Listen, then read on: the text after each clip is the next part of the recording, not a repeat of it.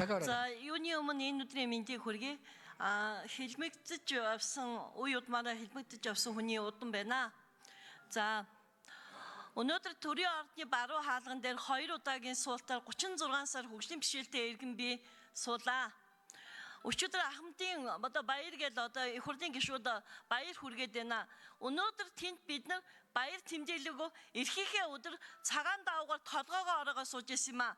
Төр засаг тосны соёлыг бий болгочих гэж ингэ суусан. Цагаан даавгаар толгоогоо боодг нь юу вэ гэхээр шудраг байдал тайм тэмцлийг илэрхийлж байгаа. Ахмадууд нь өвдгөө бохис хийлгээд өгч гарах дуу байхгүй чимээгүй суулт гэдэг энэ маань одоо Монголын төрд тийм үү энэ соёлыг мэдрүүлчих гэж одоо үнэхээр үзээд зүтгээд чадсангүй. Арчсан одоо сүүлийн үед би бүр гайхаад байна. Арчсан нийгэмд амьдраад байгаа юм уу? Ямар нийгэмд амьдраад байгааг мэдэхгүй байна. 60-70 оныхон бол үнэхээр хоёр нийгмийн завсар хачуулагдсан халиуны зулзах хөөрхий гэдэг шиг л байгаа шүү дээ. Одоо 57 настай би ихэд тэтгэвртэй гарч чадахгүй ингээд байж л байгаа байхгүй юу? Тухайн үеийн нөгөө ажиллаж байсан байгууллагын архивын алга болчихсон, тушаал нь байхгүй болчихсон ингээд хохироод явж байгаа. Хохирогч байна. За тэр яах вэ? За тэгээд арчсан орнуудад бол одоо ингээд ахмад наснууд нь хоног хугацаа заагаад ингээд чимээгүй суулт хийхэд аль хизээний хэлэлцээрийн ширээний ард асуудлыг шийдсэн байх хэрэгтэй байдгаа. Тэгтэл өчигдөр чумгаа дундаас тэмцэн гэсэн Монгол Улсын ерөнхийлөгч Ухнагийн хүрсэх сүүдрэж үжүүлсэнгүй тамгын газраас нь хинч гарч ирсэнгүй төрийн 3 өндөрлөнч ерөөсөө ахмадуудыг тоодгүй байна. Оюутны ерөнхий сайдыг огцруулахад залуучуудыг сууж яхад ард түмэн маань сууж ийн гэжсэн. Өнөөдөр тэгвэл ахмад наслан бид нар чинь нохоо юм уу юу юм бэ гэж бодтол одоо санагдчихсэн шүү.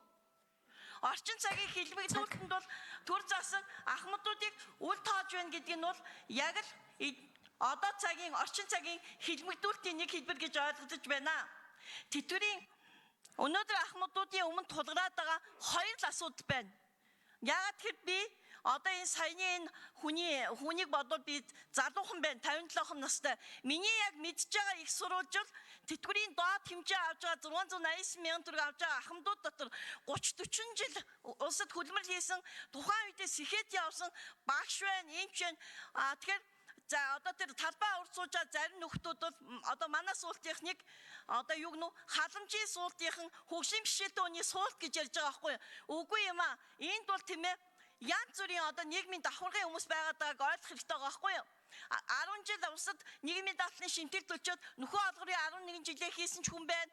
30-40 жил улсад бие үнэлчээд өнөөдөр тийм ээ тухайн үед 1000 гаруй төгрөгийн цалин авч байсан хүмүүс 689 мянгаыг юу яаж байгаа байхгүй юу? Авж гин. Миний хувьд бол 572 400 авдаг. Тэгэхээр тэтгэврийн нэмэгдэлтэн дээр мэдээж эдгээр мөнгө байхгүй гэдэг байгаа. Чингис хаан өнөөдөр тийм үү ямар сайхан эх орныг өнөөдөр Монгол улсад биднэрт хүүхдүүд очиж хойч үедээ үлдээсэн юм бэ?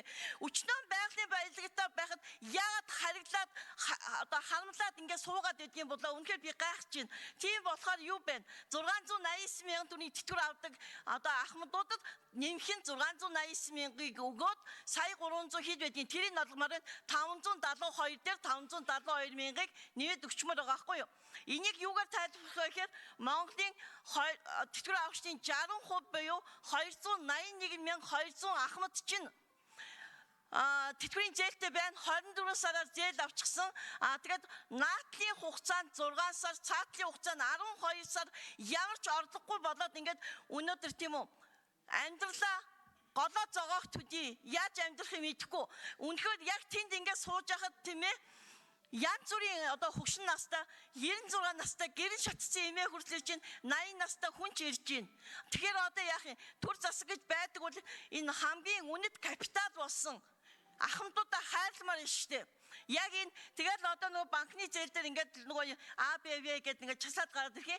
Тэгэхээр тэтгэвэр нэмэх хамгийн шаардлага бол ахмадууд маань ямар ч орлогогүй болсон байгаад байна. Урьдчилан цаадууд одоо цагаа баригдах өгч. Дараагийн өмнөс 2-3 хүн үлдчихэ. Төсвийн байнгын хорооны хуралд ороход гасуурын гаавыг хиний Сүхбаатар Монголын ахмадын холбооны Сүхбаатарын микрофоныг бүтэн нээчээд намайг хаачихсан байхгүй юу? Энийг бол би ялгарлан гадуурхаж гэж үзэн. Хөгжлийн бишэлтэй иргэн би 11 цагаас 17:30 хүртэл би засаж чадахгүй. Би бол үнэхээр юм итгэээс айдаг, жорлон байхгүй. Тэгэхээр Хагас үсгэлэнгийн байдлаар би 36 хоног суулаа. Өнөөдөр бид нар ядарч чинь, ахмаднууд маань ядарч чинь, төрийн бус байгууллага яагаад удаатайгаа бид төр цэцгэлж байгаа. Олон улсын хүмүүнлэгийн байгууллагууд болон хүний эрхийн байгууллагууд болон Нүүбийн конвенц тандна гэж байгаа. Одоо тэр энэ өрөөнөөсөө үзэж байгаа нөхдүүд энийг ойлгоно үсттэй. Надад айхан байхгүй, ичгэн байхгүй. Цагдаа дарамтлж чинь муусаа би хөгжлийн бэрхшээлтэй иргэн биш, тороолууд нь хөгжлийн бэрхшээлтэй гэж ойлгож байгаа байхгүй. Ажил хийж амьдрахгүй үнээрээ мөн цагаанаар явж байгаа хүнийг эддэг уудаг мөнгө авдаг гэж ингэж оромжилж штэ. Энэ бол арай шудраг бас байна. Үнэхээр хэлбэгдүүлэлтэнд бол өртчөөд явж гин гэж бодож байгаа. За баярлалаа анхаарлаа тавьсанд.